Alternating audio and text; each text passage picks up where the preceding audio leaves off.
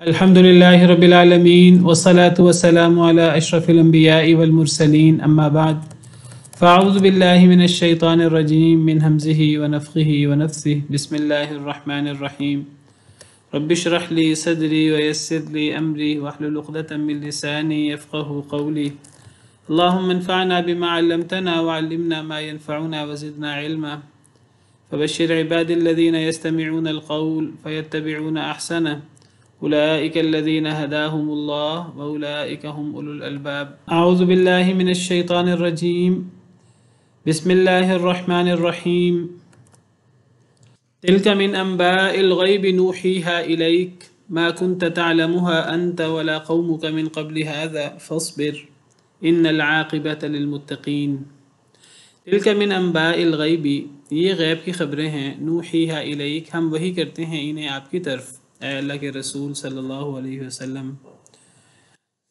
یہ غیب کی خبریں ہیں جو ہم آپ کی طرف وحی کرتے ہیں۔ کون سی غیب کی خبریں ہیں؟ یہ جو پورا سیدنا نوح علیہ السلام کا ہم قصہ تفصیل سے پڑھا ہے ہم نے، اور یہاں اس قصے کا اختتام ہوا ہے اس صورت میں۔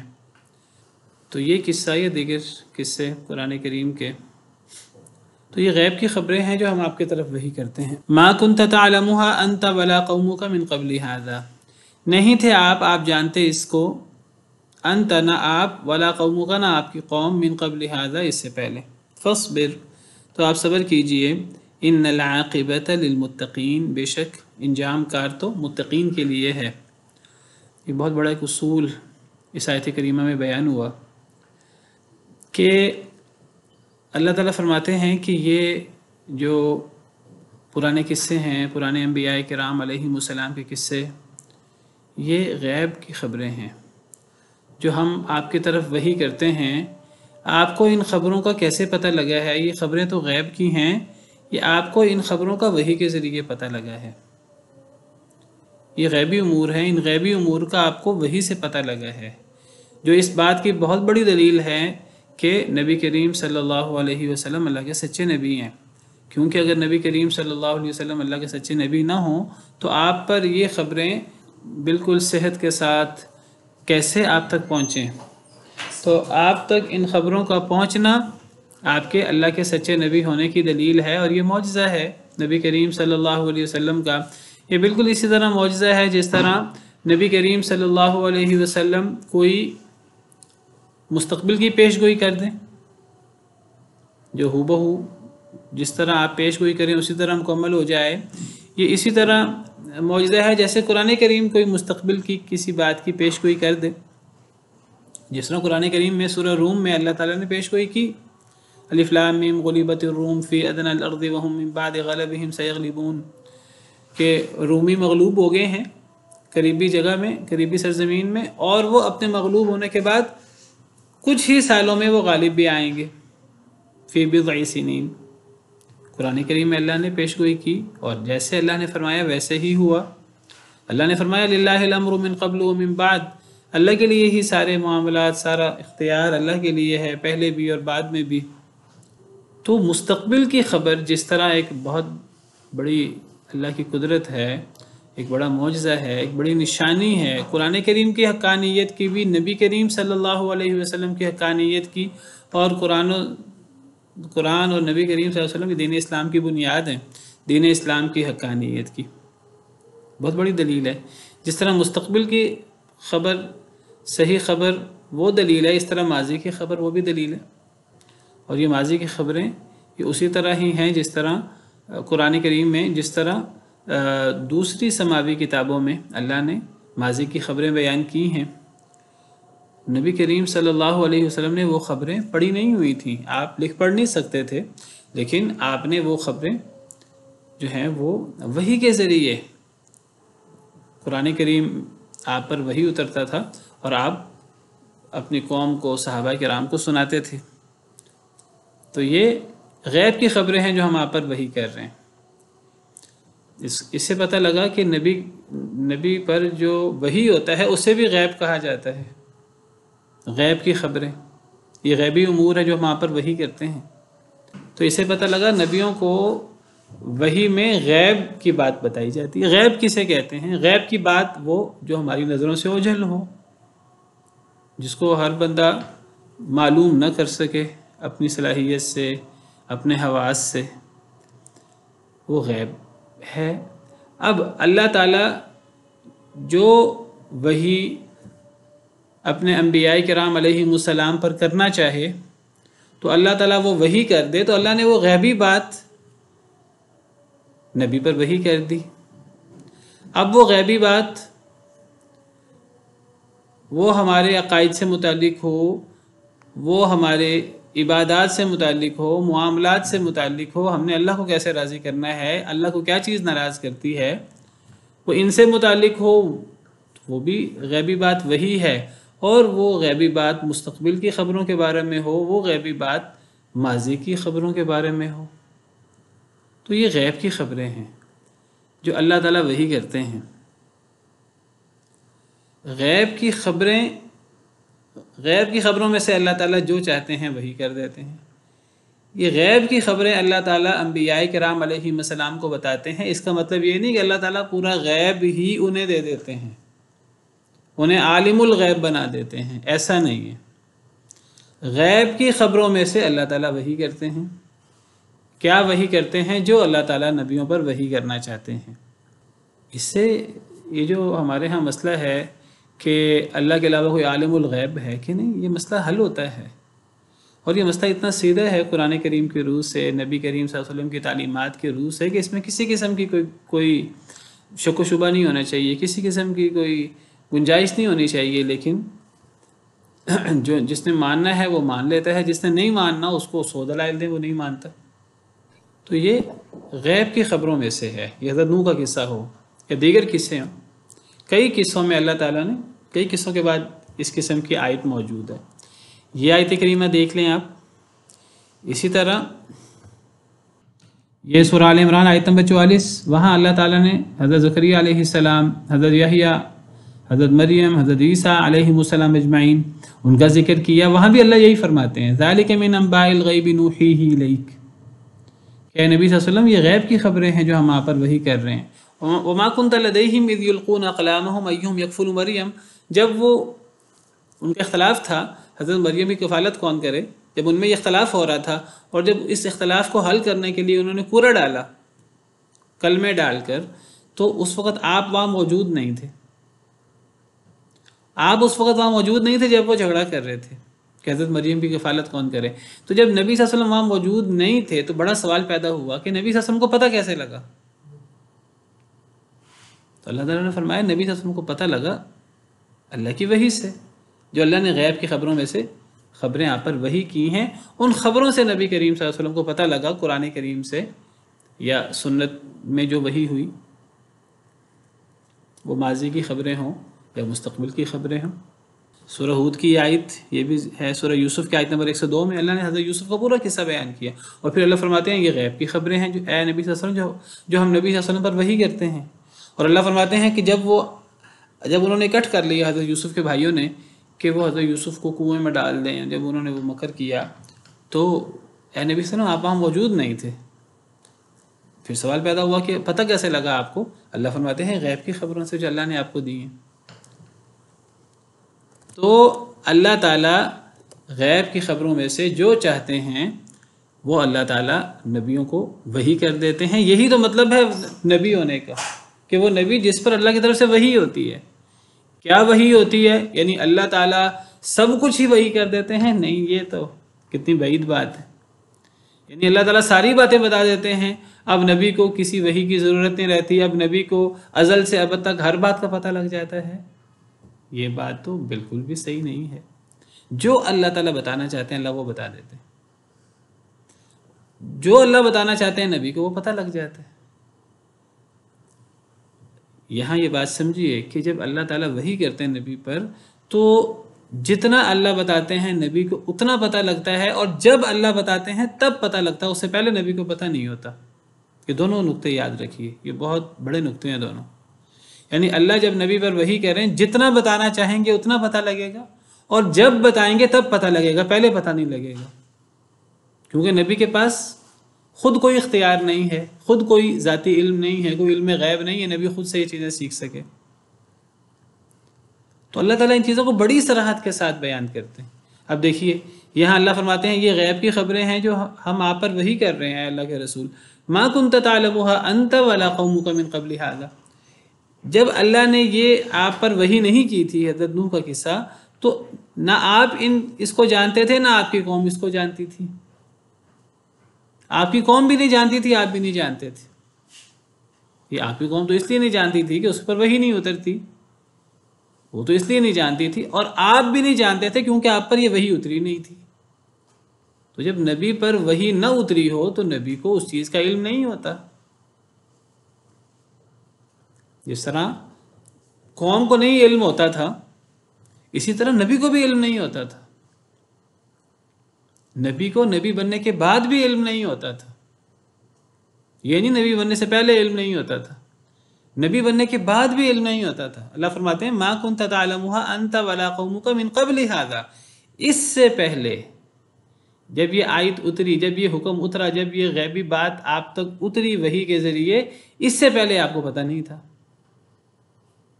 اور یہ بات اللہ نے قرآن کریم میں کئی جگہ فرمائی ہے، لیکن یہ ایسی بات ہے، اس بات کو ماننے کو بہت سارے لوگ تیار نہیں ہوتے۔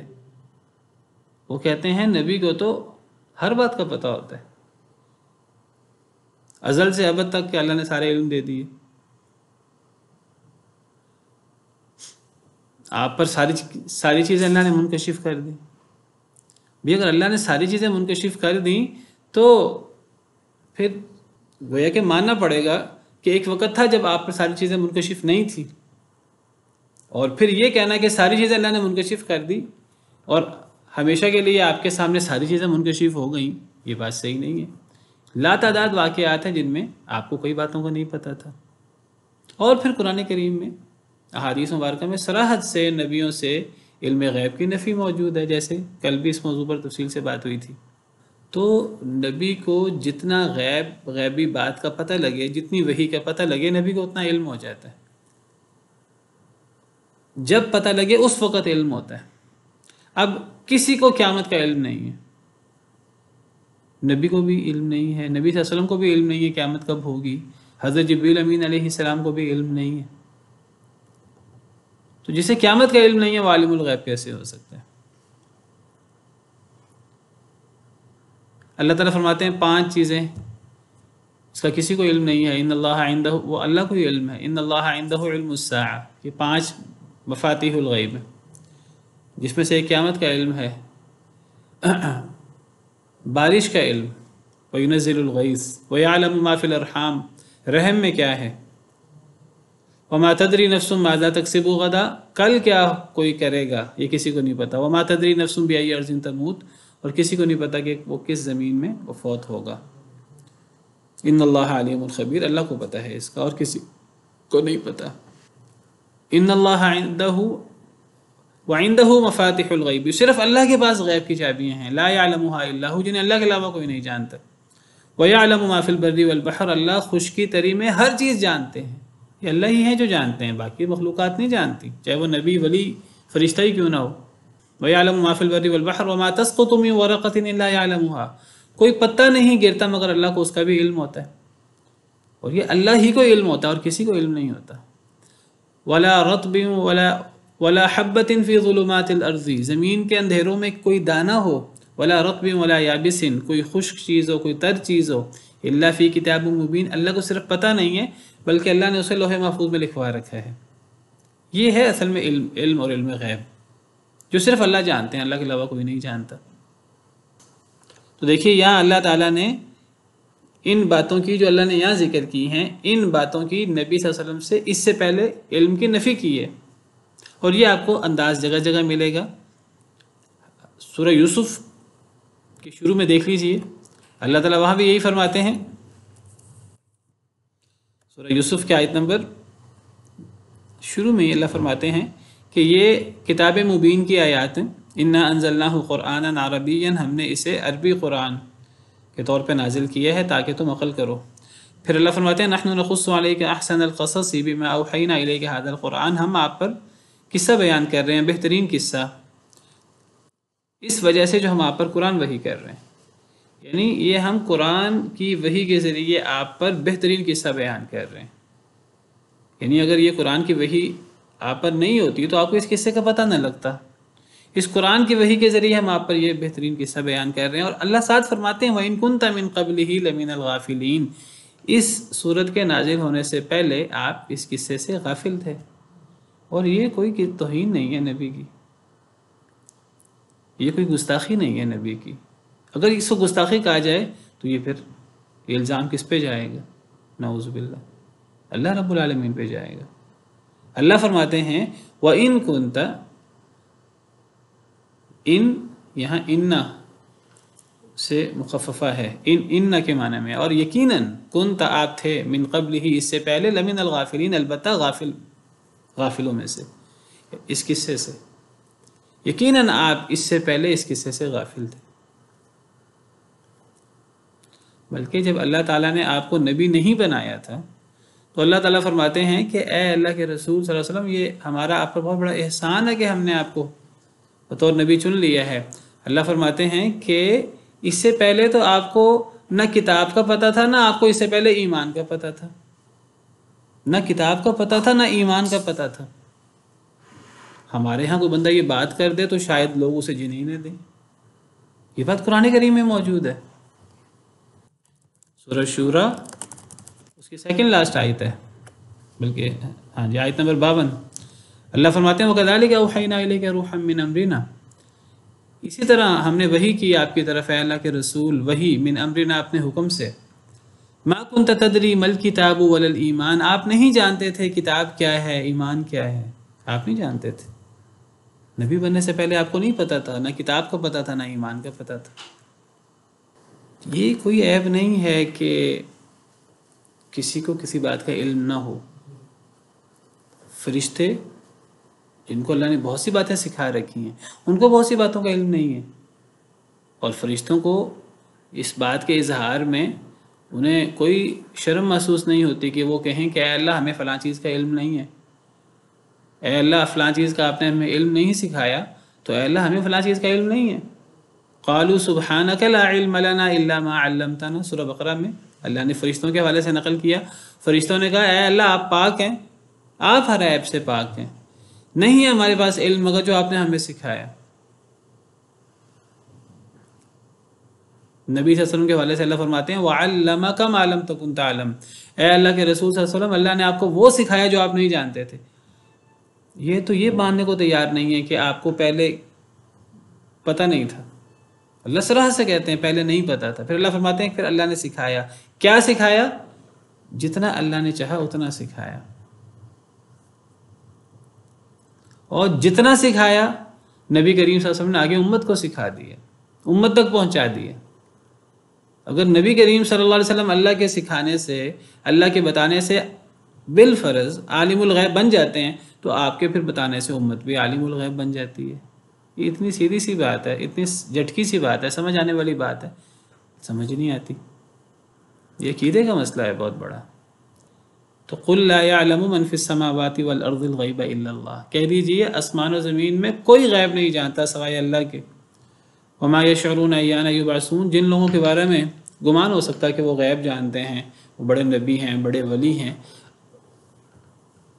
نیک لوگ ہیں، اللہ فرماتے ہیں انہیں تو اتنا بھی نہیں پتا اپنی قبروں میں کہ کب وہ اٹھائے جائیں گے، بعد الموت کب ہوگا، ان کو اتنا بھی نہیں پتا. عالم الغیب ہونے کے لیے یہ لوگوں کو شبہات میں مبتلا کرنے کے لیے اصطلاح نکالی ہے کہ فلاں ذاتی علم غیب ہوتا ہے، فلاں عطائی علم غیب ہوتا ہے. اللہ کو ذاتی علم غیب ہوتا ہے تو باقی انبیاء کو، اولیاء کو عطائی علم غیب ہوتا ہے. یہ ایک لوگوں کو شبہات میں پیدا کرنے کے لیے یہ تقسیم بنا رکھی، ذاتی کی اور عطائی کی. یہ تو کوئی اسلامی تقسیم نہیں ہے، نہ قرآن میں ہے یہ، نہ حدیث مبارکہ میں ہے. اگر عطائی سے مراد ہے کہ اللہ نے دیا، اللہ نے کہاں دیا علم غیب؟ یعنی علم غیب سے مراد کیا لیا جاتا ہے؟ ہر بات کا پتہ ہے. علم غیب کہتے ہی اس بات کو ہیں کہ کسی کو ہر بات کا پتہ ہو اور خود بخود پتہ ہو. علم غیب ہے ہی وہ جو خود پتہ ہو، جو کسی کے بتانے سے پتہ لگے وہ علم غیب ہے ہی نہیں. یعنی وہ علم غیب جس کے بارے میں اختلاف کیا جاتا ہے. ہاں اس کو غیبی باتیں کہا جا سکتا ہے، غیبی باتیں، بعض غیبی باتیں، وہ علم غیب نہیں ہے۔ علم غیب ہر بات کا علم ہوتا ہے، اور وہ ذاتی علم ہوتا ہے، وہ عطائی نہیں ہوتا۔ اگر کوئی عطائی علم غیب ہے تو جب نبی کریم صلی اللہ علیہ وسلم کو اللہ نے وحی کی، باتیں ماضی کی بھی، مستقبل کی بھی، تو نبی صلی اللہ علیہ وسلم نے آگے امت کو بتا دی دجال کے بارے میں، سیدنا عیسیٰ علیہ السلام کے نزول کے بارے میں، کہ قرب قیامت ایک جانور نکلے گا، قرآن کریم میں موجود ہے، سورج مغرب سے نکلے گا، قیامت بپا ہوگی، فرشتے ہیں، جن ہیں، یہ علم غیب کی باتیں یہ اللہ تعالیٰ نے قرآن کریم میں بتا دی، نبی صلی اللہ علیہ وسلم نے آگے سکھا دی امت کو۔ تو اگر نبی کے پاس عطائی علم غیب ہے، اگر ہے، تو پھر امت کے پاس بھی پھر وہ عطائی علم غیب موجود ہے پھر، اور وہ صرف اولیاء کے پاس نہیں ہے، وہ تو پھر مسلمانوں کے پاس بھی ہے۔ ان باتوں کا تو عوام کو بھی پتہ ہے، قیامت آنی ہے کہ نہیں آنی ہر بندے کو پتہ ہے۔ اس کا تعلق قیامت آنی ہے کہ نہیں آنی، یہ علم غیب کا مسئلہ ہے، یاد رکھیے۔ قیامت آنی ہے کہ نہیں آنی علم غیب ہے۔ اللہ کی کیا صفات ہیں، علم غیب ہے۔ فرشتے ہیں کہ نہیں، علم غیب ہے۔ جنت جہنم ہے کہ نہیں، علم غیب ہے۔ پل صراط، وزن، اعمال کا وزن ہونا، ساری باتیں، قیامت کی نشانی، یہ ساری علم غیب ہیں، عوام کو بھی پتہ ہے بہت ساری باتوں کا۔ تو یہ عطائی علم غیب اور ذاتی علم غیب یہ لوگوں کو شبہوں میں مبتلا کیا ہوا ہے، اللہ معاف کرے۔ علم غیب وہ ہوتا ہے جو خود بخود ہو، کسی کے سکھانے سے نہ ہو، وہ ہوتا ہے جو ہر بات کا علم ہو۔ بالکل نفی ہوتی ہے، اللہ کی صفت مخلوق کو دے دی جاتی ہے، اور اللہ نے اس کا خود بھی انکار کیا ہے اور نبیوں سے انکار کروایا ہے بار بار قرآن کریم میں۔ نبی بوانگے دہل کہہ رہے ہیں ولا عالم الغیب، ولا عالم الغیب، میں غیب نہیں جانتا، میں غیب نہیں جانتا۔ یہ کہتے نہیں جانتا ہے، یعنی اللہ کہتے نہیں جانتا، نبی کہتے میں نہیں جانتا، امتی کہہ رہے ہیں نہیں ہمارا نبی جانتا ہے۔ یہ کیسا دین ہے؟ ما كنت تعلمها انت ولا قومك من قبل هذا، اے نبی صلی اللہ علیہ وسلم آپ نہیں جانتے تھے اس قصے کو، نہ آپ اور نہ آپ کی قوم اس سے پہلے، آپ نہیں جانتے تھے، اب پتہ لگ گیا۔ ہاں جی پتہ لگ گیا، کتنا پتہ لگا؟ جتنا اللہ نے بتایا۔ ہر بات کا بھی پتہ نہیں لگا حضرت نوح کے قصے کے بارے میں، جتنا اللہ نے بتایا اتنا پتہ لگ گیا، جتنا نہیں بتایا اتنا نہیں پتہ لگا۔ اور یہ کوئی عیب نہیں ہے انسان کے لیے، مخلوق کے لیے۔ ہاں اللہ کے لیے یہ بات عیب ہے کہ اللہ کو کسی بات کا پتہ نہ ہو۔ فصبر، آپ صبر کیجئے، ان العاقبۃ للمتقین، آپ صبر کیجئے۔ کیا مطلب؟ یہ جو کفار آپ کو باتیں بناتے ہیں اور کفار جو تکذیب کرتے ہیں، انکار کرتے ہیں، تکلیفیں دیتے ہیں، ان پہ صبر کیجئے۔ ان العاقبۃ للمتقین، بے شک انجام متقین کے لیے ہے۔ اللہ تعالیٰ نے غیب کی خبروں کی بات کی اور فرمایا کہ آپ کو ان کا پتہ نہیں تھا اس سے پہلے، اب پتہ لگ گیا ہے۔ یہ حضرت نوح وغیرہ کا قصہ جتنا اللہ نے بتایا یہاں یا قرآن کریم میں، دیگر مقامات پر یا سنت میں، نبی صلی اللہ علیہ وسلم کو پتہ لگ گیا اس کا۔ ایک تو یہ پتہ لگا اس قصے سے۔ نمبر 2، اللہ فرماتے ہیں صبر کریں، انجام متقین کے لیے ہے۔ اس کا اس قصے سے کیا تعلق ہے؟ اس کا اس قصے سے بہت گہرا تعلق ہے کہ اللہ تعالیٰ فرماتے ہیں کہ آخر کار اللہ کی مدد متقین کے ساتھ ہوگی۔ آخرت میں تو ہے ہی ہے، دنیا میں بھی۔ کیسے اللہ نے بتایا؟ اللہ کہتے ہیں حضرت نوح کا قصہ پڑھ لو۔ حضرت نوح کے قصے سے پتہ لگا کہ ٹھیک ہے حضرت نوح علیہ السلام کو 950 سال انہوں نے تبلیغ کی، لیکن اس کے بعد پھر کیا ہوا؟ اس کے بعد پھر قوم جب ایمان نہ لائی تو قوم کو غرق کر دیا گیا، اور فتح کس کی ہوئی؟ حضرت نوح علیہ السلام کی۔ فتح کس کی ہوئی؟ حضرت نوح علیہ السلام کے ساتھ جو چند ایمان لانے والے لوگ تھے، پوری قوم کے مقابلے میں تو وہ چند ہی لوگ تھے جن کی تعداد واللہ عالم 80 سے بھی زیادہ نہیں تھی۔ تو اس قصے سے اور دیگر قصوں سے پتہ لگتا ہے کہ مشکلات آتی ہیں اللہ کے راستے میں، صبر کرنا پڑتا ہے، حوصلہ کرنا پڑتا ہے۔ مستہم البأساء والضراء، سختیاں بھی آتی ہیں، تنگیاں بھی آتی ہیں، وزلزلوا، لوگوں کو باقاعدہ ہلایا جاتا ہے، جھنجھوڑا جاتا ہے۔ یہ ہوتا ہے، بالکل ہوتا ہے، لیکن ایک وقت آتا ہے کہ رسول بھی پکار اٹھتے ہیں، ایمان والے بھی پکار اٹھتے ہیں، اللہ کی مدد کب آئے گی؟ اللہ فرماتے ہیں الا ان نصر اللہ قریب، خبردار اللہ کی مدد تو قریب ہے۔ اللہ کی مدد آ جاتی ہے، پھر آ کر رہتی ہے۔ یہی اس قصے سے اور دیگر قرآن کے قصوں سے یہ بات بڑی وضاحت سے پتہ لگتی ہے۔ آگے اللہ تعالیٰ فرماتے ہیں وَإِلَىٰ عَادٍ أَخَاهُمْ هُودًا، اور قوم عاد کی طرف ان کے بھائی ہود کو، اور قوم عاد کی طرف ان کے بھائی ہود کو کیا؟ قوم عاد کی طرف ان کے بھائی ہود کو، یعنی انہوں نے ہود علیہ السلام کو ان کی قوم کی طرف بھیجا۔ یعنی بھیجا۔ کیسے پتہ لگا کہ یہاں بھیجا مراد ہے؟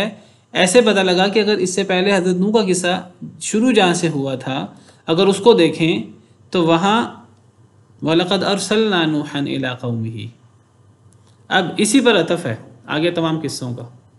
اب یہ پہلا قصہ ہے آیت نمبر 25 میں کہ البتہ تحقیق ہم نے بھیجا نوح کو علیہ السلام کو ان کی قوم کی طرف۔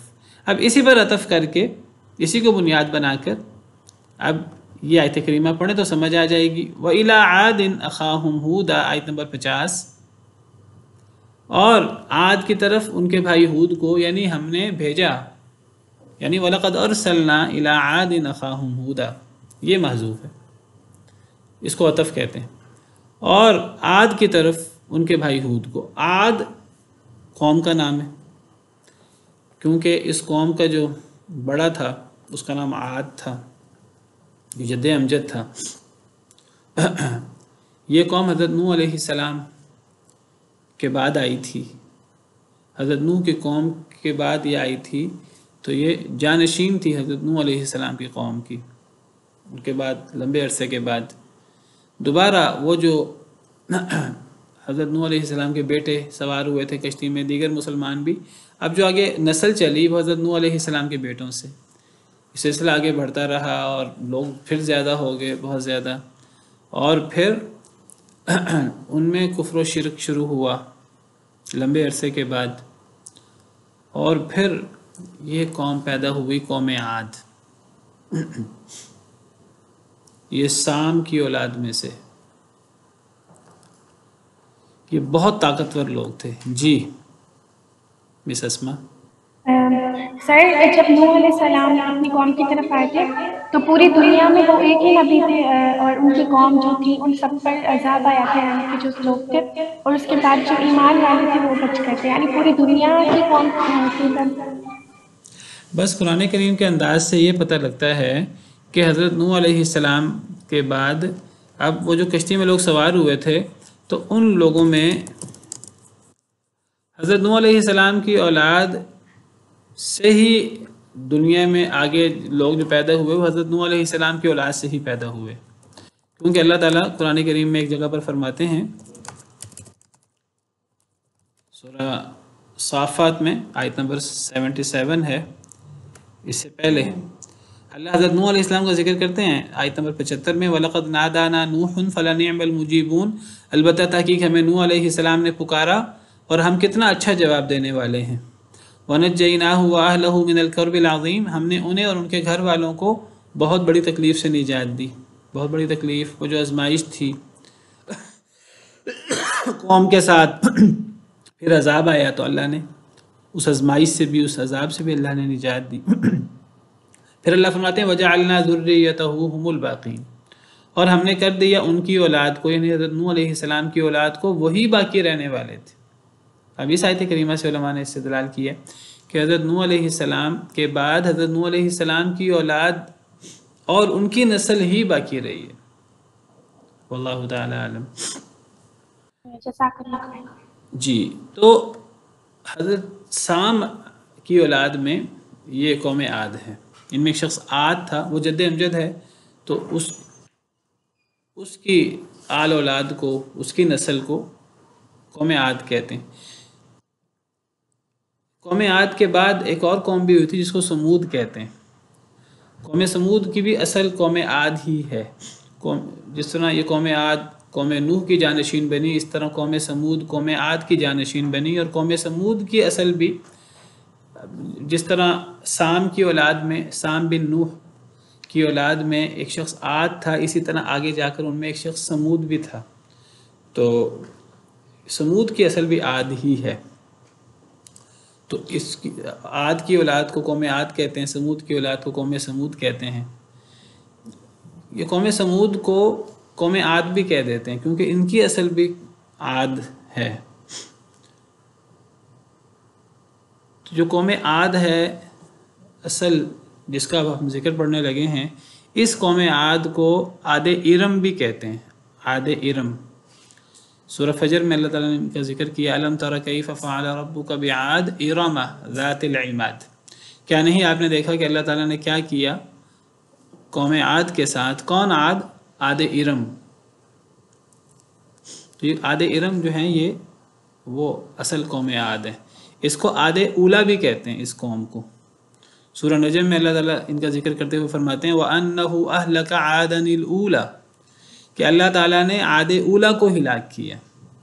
عاد اولا کو قوم سمود کے بالمقابل عاد اولا کہہ دیا جاتا ہے کیونکہ قوم سمود بھی ایک لحاظ سے قوم عاد ہے، کیونکہ وہ بھی جیسے میں نے ذکر کیا عاد کی نسل سے ہی ہے. عاد کی نسل میں سمود تھا، وہ سمود کی نسل سے ہے. تو عاد اولا یا عاد ارم، اور قوم سمود وہ عاد ثانیہ ہے یا عاد سمود ہے. جی آپ میں سے کسی کا سوال تھا؟ السلام علیکم سر. وعلیکم السلام ورحمۃ اللہ. سر یہ جو اوپر آپ نے بتایا ہے کہ جو لوگ نبیوں کو عالم الغیب کہتے ہیں، ان کے ہمارے یہاں کون سا گروہ ہے ایسا؟ ہمارے ہاں اکثر آج پاکستان میں برصغیر میں زیادہ تر لوگ یہی ہیں. تو جو برصغیر کے اکثر لوگ جو ہیں وہ جو اپنے آپ کو بریلوی کہلواتے ہیں اور وہ سمجھتے ہیں، وہ کہتے ہیں کہ اگر آپ نبیوں کو ولیوں کو اگر آپ عالم الغیب نہیں مانیں گے تو آپ ان کی گستاخی کر رہے ہیں، آپ گستاخ ہیں ان کی. یہ بالکل ایسی بات ہے جیسے مشرکین، جیسے عیسائی جو ہیں وہ نبی کریم صلی اللہ علیہ وسلم کو، مسلمانوں کو حضرت عیسیٰ کا گستاخ کہتے تھے، اور انہوں نے یہی شکایت کی نجاشی سے کہ یہ آپ نے کس قوم کو اپنے پاس پناہ دی ہے، یہ تو حضرت عیسیٰ کے گستاخ ہیں. جی یعنی کہ ان کے اسکالرس کا بھی یہی عقیدہ ہے، جو مطلب جن کو عربک وغیرہ آتی ہے اور نالج ہے، ان کا بھی یہی عقیدہ. عربک آنے کو چھوڑیں، وہ اپنے آپ کو بہت بڑا عالم کہتے ہیں اور بڑا اپنے آپ کو کہتے ہیں جی یہ ہمارے بڑے بڑے مشائخ ہیں اور بڑے بڑے علماء ہیں. تو وہ صرف ان کا یہ ہلکا پھلکا عقیدہ نہیں ہے، وہ اس عقیدے کے باقاعدہ پرچار بھی کرتے ہیں اور وہ باقاعدہ اس پر تو مرنے مارنے پر اتر آتے ہیں. اور بالمقابل کو گستاخ کہہ کر وہ ان کا بس چلے تو وہ جو ہیں وہ اسے جینے نہ دیں، اللہ معاف کرے. تو بہرحال یہ عقیدہ کتاب و سنت کے بالکل خلاف ہے، کتاب و سنت کے مطابق نہیں ہے، لیکن وہ بڑے زور و شور سے وہ اس کا پرچار کرتے ہیں. چلیں وَإِلَىٰ عَادٍ أَخَاهُمْ هُودًا، اور قوم عاد کی طرف ان کے بھائی ہود کو بھیجا. تو اس قوم عاد سے مراد پہلی قوم عاد ہے، عاد ارم. ان کی طرف ان کے بھائی ہود کو بھیجا. یہاں حضرت ہود علیہ السلام کو قوم عاد کا بھائی قرار دیا گیا. یہاں بھائی سے کیا مراد ہے؟ بھائی سے مراد یہاں خون کا بھائی مراد ہے. اصل میں یہ جو اخوت ہے یہ دو طرح کی ہوتی ہے، میں پہلے بھی کئی دفعہ ذکر کر چکا ہوں. ایک اخوت ہوتی ہے خون کی، قبیلے کی، نسل کی، قوم کی، اور ایک اخوت ہوتی ہے ایمان کی، عقیدے کی، منہج کی. جو خون اور نسل اور قبیلہ وہ تو ہر بندہ جانتا ہے کہ جی ہمارا خون ایک ہے، ایک قبیلے والے، ایک خاندان والے. اور جو ایمان کی اخوت ہے وہ قرآن کریم میں اللہ فرماتے ہیں انما المؤمنون اخوۃ فاصلحوا بین اخویکم، کہ سوائے سے کہ نہیں مومن آپس میں بھائی بھائی ہیں، تو اے لوگوں مومنوں میں آپس میں صلح کروا دیا کرو، دو بھائیوں میں آپس میں صلح کرا دیا کرو. تو ایمان والے بھائی ہوتے ہیں آپس میں. تو ایک اخوت خون کی ہوتی ہے، خاندان کی، قبیلے کی، نسل کی، اور ایک اخوت ایمان کی ہوتی ہے۔ تو یہاں اخوت سے کون سی اخوت مراد ہے؟ حضرت ہود علیہ السلام اپنی قوم عاد کے بھائی ہیں، اللہ کہتے ہیں۔ اس اخوت سے کون سی اخوت مراد ہے؟ تو اس اخوت سے مراد خاندان کی، قوم کی، قبیلے کی، نسل کی اخوت مراد ہے۔ یعنی قوم عاد جس خاندان سے تھی، جس قبیلے سے تھی، وہی خاندان، وہی نسل، وہی قبیلہ حضرت ہود علیہ السلام کا بھی تھا۔ تو یہاں اخوت سے مراد خون کی، خاندان کی، قبیلے کی اخوت مراد ہے، کیونکہ حضرت ہود علیہ السلام قوم عاد کے عقیدے میں اور منہج میں بھائی نہیں تھے۔ اگر وہ عقیدے میں اور منہج میں بھائی ہوتے تو پھر اللہ تعالیٰ نے انہیں مبعوث کیا تو وہ اپنے قوم کو دعوت دیتے رہے، قوم مخالفت کرتی رہی اور بڑی آزمائشوں کا سامنا کرنا پڑا، تو وہ پھر عقیدے کے بھائی تو نہ ہوئے۔ قوم تو مشرک تھی اور خرافات کا شکار تھی۔ تو یہاں اخوت سے مراد قبیلے کی اخوت ہے۔ اس سے پتہ لگتا ہے کہ نبی اپنی قوم کا قبیلے کے اعتبار سے، خاندان کے اعتبار سے بھائی ہوتا ہے۔ کیا مطلب؟ یعنی قوم، یعنی جس طرح قوم انسان ہے، نبی انسان ہوتا ہے، بلکہ اس سے آگے بڑھ کر وہ جس قبیلے اور خاندان سے ہوتی ہے قوم، نبی اسی قبیلے اور خاندان سے ہوتا ہے، صرف انسان ہی نہیں ہوتا۔ نبی کریم صلی اللہ علیہ وسلم مکہ میں، اہل مکہ میں مبعوث ہوئے، وہ قریشی تھے۔ وَإِلَىٰ عَادٍ أَخَاهُمْ هُودًا، میں احمد رضا خان صاحب کا ترجمہ دکھا دیتا ہوں آپ کو۔ جی اب یہ دیکھیے، یہ احمد رضا خان صاحب کا ترجمہ ہے جو بریلویوں کے سرخیل ہیں۔ وَإِلَىٰ عَادٍ أَخَاهُمْ هُودًا، اور عاد کی طرف ان کی برادری سے ہود کو بھیجا۔ اب حالانکہ ان کا عقیدہ یہ ہے کہ تمام نبی نور ہیں، نبی صلی اللہ علیہ وسلم نور ہیں، تو برادری سے کیسے ہو گئے؟ یہ تو سوال ہے۔ یعنی وہ تو بشر نہیں مانتے، حالانکہ اللہ تعالیٰ تو بشر سے آگے بڑھ کر کہ ہر نبی صرف بشر نہیں تھا، بلکہ وہ اپنے قوم کے خاندان سے، قبیلے سے، اور وہ ہاں جی، وہ اپنی قوم میں پلتا بڑھتا تھا، اور یہ نبی کی نبوت کی ایک بڑی دلیل ہوتی تھی۔ فقد لبثت فیکم عمرا من قبلہ افلا تعقلون، نبی صلی اللہ علیہ وسلم نے فرمایا میں نے تمہارے اندر ایک عمر گزاری ہے، 40 سال کا عرصہ گزارا ہے۔ نبی اپنی قوم کا بھائی ہوتا ہے، قبیلے کے اعتبار سے، خاندان کے اعتبار سے۔ جیسا نبی صلی اللہ علیہ وسلم قریشی تھے، آپ قریشی مکہ، تو آپ بھی قریشی خاندان سے تھے۔ قال یا قوم اعبدوا اللہ ما لکم من الہ غیرہ، تو حضرت ہود علیہ السلام نے فرمایا اے میری قوم، عبادت کرو اللہ کی، نہیں ہے تمہارے لیے من الہ کوئی معبود غیرہ، اس کے علاوہ، یعنی اللہ کے علاوہ۔ ان انتم الا مفترون، نہیں ہو تم مگر جھوٹ باندھنے والے، والعیاذ باللہ۔ حضرت ہود علیہ السلام نے جب اپنی قوم کو دعوت دی، کہا جاتا ہے حضرت ہود علیہ السلام کا زمانہ بھی بہت لمبا زمانہ ہے، کئی 100 سالوں پر محیط ہے۔ ان کی عمر بھی بہت لمبی تھی، 500-600 سال، اللہ کو پتہ ہے کتنی تھی، اس کی صراحت نہیں ہے قرآن کریم میں۔ اسرائیلیات وغیرہ سے اگر دیکھیں تو وہاں حضرت ہود علیہ السلام کی بھی لمبی عمر، پتہ نہیں 600 700 800 سال کے قریب لکھی ہوئی ہے۔ حضرت نوح کے بارے میں تو قرآن میں صراحت سے موجود ہے، اس لیے ہم اس بات کو بالیقین کہتے ہیں۔ اب حضرت ہود علیہ السلام کی لمبی عمر تھی، اب لمبی عمر میں لمبا عرصہ اپنے قوم کو دعوت دیتے رہے، تبلیغ کرتے رہے، تو اس لمبے عرصے میں، سینکڑوں سال کی دعوت میں، وہ اپنی قوم کو کیا دعوت دی، اللہ اس کا خلاصہ بیان کرتے ہیں ایک جملے میں۔ اس سے پتہ لگتا ہے نبیوں کی دعوت کا خلاصہ کیا ہوتا ہے۔ نبیوں کی دعوت کا خلاصہ توحید ہوتا ہے، شرک کا رد ہوتا ہے، کیونکہ یہ سب سے بڑی بیماری ہے جو قوموں میں ہوتی ہے، شیطان کا سب سے بڑا حربہ ہے۔ نبیوں کی دعوت کی ابتدا ہی اس سے ہوتی ہے۔ دعوت کا مغز اور اکثر دعوت کا بڑا حصہ اس پہ مشتمل ہوتا ہے۔ ہمارے ہاں آج کبھی زیادہ کوئی توحید پر بات کر لے تو لوگ تھوڑا چڑھنا شروع کر دیتے ہیں، تو حالانکہ یعنی قرآن کریم کو اگر آپ دیکھیں تو قرآن کریم کا بڑا حصہ توحید پہ مشتمل ہے۔ انبیاء کی دعوت کا معظم حصہ توحید، یعنی اگر یہ کہا جائے ایک جملے میں کہ ایک جملے میں انبیاء کی دعوت بیان کریں تو آپ کے توحید کی دعوت، ابتدا بھی اس سے، انتہا بھی اس پہ، اور دعوت کا اکثر حصہ بھی توحید۔ تو اللہ تعالیٰ نے سیدنا نوح ہود علیہ السلام کی دعوت کا خلاصہ کیا بیان کیا کہ حضرت ہود نے اپنی قوم کو دعوت یہ دی کہ اے میری قوم اللہ کی عبادت کرو، یعنی صرف ایک اللہ کی عبادت کرو، نہیں ہے تمہارے لیے کوئی معبود اللہ کے علاوہ۔ یہ ہے حضرت ہود کی دعوت کا خلاصہ، تمام انبیاء کرام علیہ السلام کی دعوت کا خلاصہ۔ جی مس نورین۔ السلام علیکم۔ وعلیکم السلام ورحمۃ اللہ۔ مجھے یہ لگتا ہے کہ جیسے جو مثال کے طور پر تبلیغی جماعت ہے وہ اعمال کے اوپر بہت زور دیتی ہے، نماز ہے یا روزہ ہے یا دوسری چیزیں، لیکن توحید کی بات جن لوگوں کو کرنی چاہیے وہ لوگ نکلتے کیوں نہیں ہیں ملک میں جیسے اسی طرز پہ منظم ہو کے؟ کیونکہ میں اتنا پڑھ چکی ہوں، مجھے ماسٹرز کرنے کے بعد اب ان کلاسز میں پتہ چلا ہے کہ توحید کیا ہے، اللہ تعالیٰ پہ توکل کیسے کرتے ہیں، اور اس سے الحمدللہ بہت زیادہ فرق پڑا ہے عقیدے پہ۔ لیکن پھر مجھے یہ لگتا ہے ہم دوسروں کو کیوں نہیں منظم طریقے سے بتا سکتے یا بتانا چاہیے، نکلنا چاہیے اس کے لیے؟ دیکھیے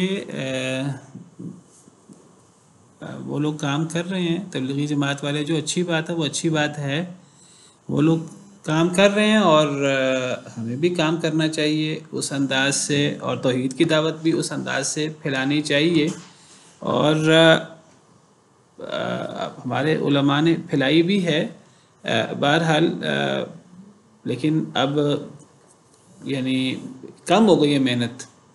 جو بڑے علماء تھے بڑے، تو وہ کافی تگ و دو کرتے تھے، دیہات جاتے تھے، اور اس دور میں محنت کرتے تھے جس دور میں زیادہ وسائل نہیں ہوتے تھے، سواریاں نہیں ہوتی تھیں زیادہ، پیدل، اور تو وہ جایا کرتے تھے، اور دور دراز کے دیہات میں اور علاقوں میں جاتے تھے، اور وہاں توحید کی دعوت پہنچانے کی کوشش کرتے تھے۔ بہرحال جتنی بھی دعوت ہو وہ کم ہے، اور میں یہ نہیں کہتا کہ حق ادا ہوا ہے، حق ادا تو نہیں ہوا، جتنا زیادہ اس کو دعوت دی جائے اتنا ہی بہتر ہے، اور اس کو زیادہ سے زیادہ دعوت دینی چاہیے۔ تو بہرحال حضرت ہود علیہ السلام نے اپنی قوم سے کہا ان انتم الا مفترون، نہیں ہو تم مگر افترا کرنے والے، یعنی جھوٹ باندھنے والے اللہ پر۔ یعنی کیا مراد ہے اس سے؟ یعنی تم یہ جو شرک کرتے ہو اللہ کے ساتھ، یہ جھوٹ ہے، یہ اللہ پر افتراء ہے۔ تم نے اللہ کے ساتھ جو دوسرے معبود بنا رکھے ہیں ان کو خدائی صفات، یعنی جو ہمارے ہاں آپ دیکھیے بدعات، خرافات، شرکیات ہیں، یہی خرافات حضرت نوح علیہ السلام کی قوم میں، حضرت ہود علیہ السلام کی قوم میں اور قوموں میں آپ کو ملیں گی۔ تو وہ اسی طرح کی خرافات ہیں، گھڑی ہوئی باتیں ہیں جن کے کوئی ثبوت نہیں ہے، فلاں جو ہیں وہ بزرگ ہیں، اور وہ فلاں حاجت روا ہیں، فلاں مشکل کشا ہیں، فلاں کرنی والے ہیں، فلاں اولاد دینے والے ہیں، فلاں وہ یہ کرنے والے ہیں، فلاں یہ کرنے والے ہیں۔ ان انتم الا مفترون، نہیں ہو تم مگر افتراء کرنے والے، جھوٹ گڑنے والے۔ یا قوم لا اسألکم علیہ اجرا، اے میری قوم نہیں میں سوال کرتا تم سے اس پر کسی اجر کا، یعنی اس دعوت و تبلیغ پر جو میں تمہیں دعوت دے رہا ہوں اس پہ کوئی بدلہ نہیں تم سے مانگتا۔ ان اجری الا علی الذی فطرنی، نہیں ہے میرا اجر مگر اس ذات پر جس نے مجھے پیدا کیا۔ افلا تعقلون، کیا پس تم عقل نہیں کرتے؟